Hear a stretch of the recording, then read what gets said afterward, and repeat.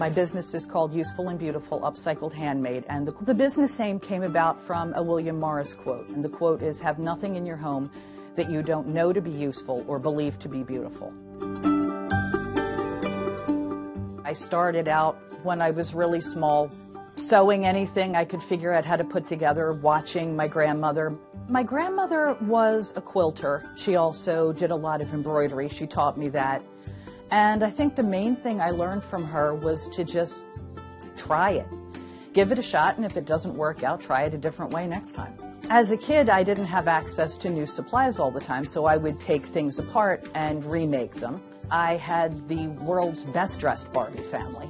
And it also worked with my taking apart clothing to make other things, because I got a really good sense young of how things were put together. Flat fabric into three-dimensional shapes. And as a high schooler and when I first started working, I made a lot of my own wardrobe because I couldn't find things that I liked. At some point I started making other things as gifts for people, and that's really where the handmade and upcycled business came from.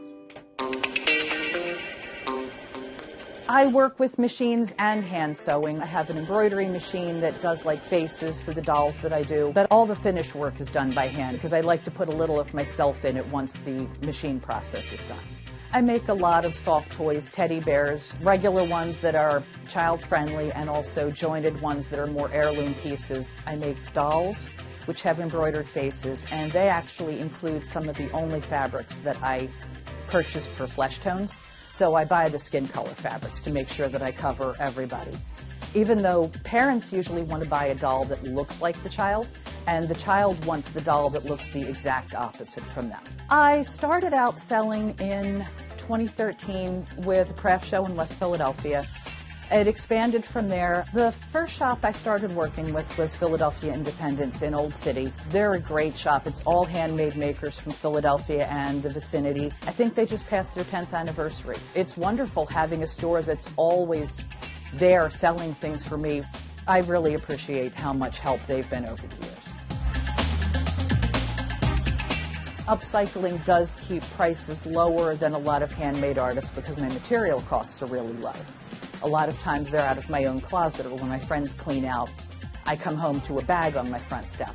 A different form of creativity, looking at a pile of remnants and going, what does it want to be next?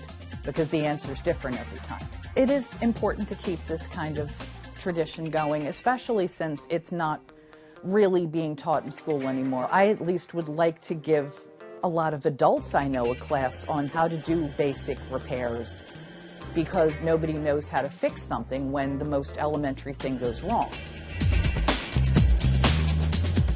I always loved, with The Sound of Music, Maria looking at those curtains, and you could just see the little thought bubble appearing over her head, and that's how I look at certain things. I have friends who, when I compliment something they're wearing, they're like, you can't have it.